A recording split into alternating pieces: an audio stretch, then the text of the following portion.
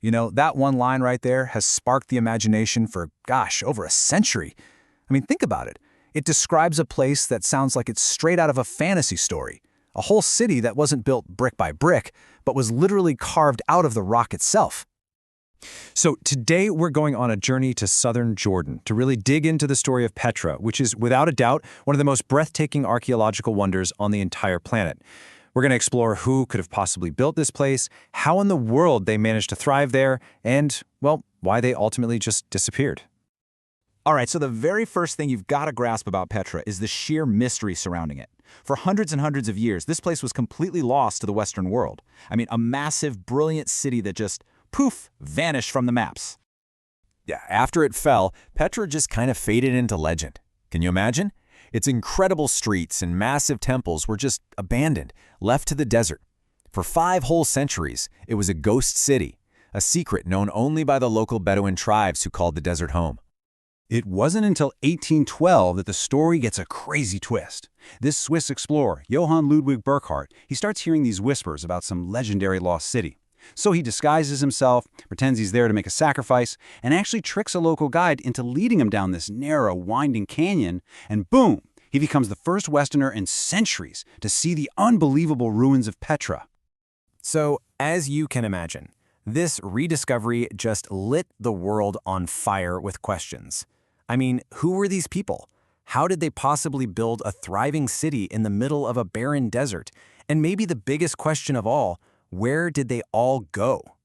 Well, the answer to that first question points to this incredibly clever group of ancient people, the Nabataeans. They were the architects, the engineers, the artists behind Petra. They were truly the masters of the desert. So who were the Nabataeans? Well, they started out as a nomadic tribe, but they were different. They were unbelievably resourceful. They understood the desert like no one else and became absolute masters of engineering, trade, and of course, that incredible skill of carving sandstone. But here's the thing. Petra's biggest secret wasn't its carvings. It was water. The Nabataeans were basically geniuses of plumbing. They didn't just find water, they collected it. They built this whole complex system of dams, channels, and huge underground cisterns to catch every single drop of rain. It was so effective, they didn't just survive, they had lush gardens in the desert. Okay, so once you have a reliable source of water in the desert, you don't just survive, you thrive. And Petra absolutely flourished.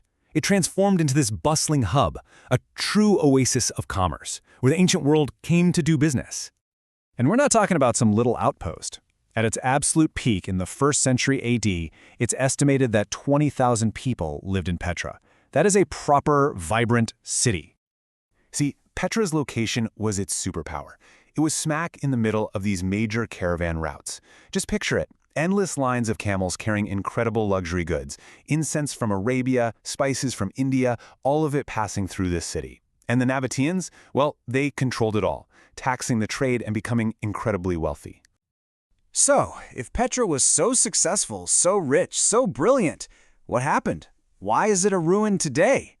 Well, the city's downfall wasn't just one thing. It was more like a devastating 1-2 punch from both fate and Mother Nature. First up, the economic punch. The world changed. Traders figured out new, easier sea routes to the east. All of a sudden, that long, hard journey by camel through the desert, it just wasn't necessary anymore. And just like that, the main source of Petra's wealth started to dry up. So with the economy already hurting, nature delivered the knockout blow. In 363 AD, a massive earthquake tore through the region. It didn't just knock down buildings, it shattered that brilliant water system, the very thing that made life there possible. Without their pipes and cisterns, the city just couldn't support itself anymore.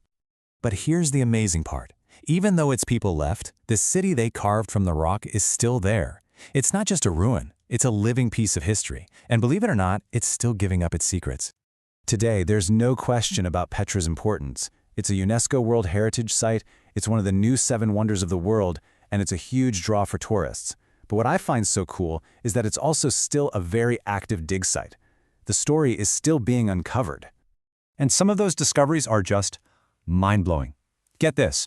Just a few years back, in 2016, archaeologists were looking at satellite images and found a gigantic monument that nobody knew existed. It was bigger than an Olympic swimming pool and had been hiding in plain sight the whole time. It just proves that Petra has a lot more to tell us. And that kind of brings us to a final thought. You know, the stones can tell us a lot about engineering and trade, but they can't tell us everything about the daily lives of the people who live there. So, I'll leave you with this question.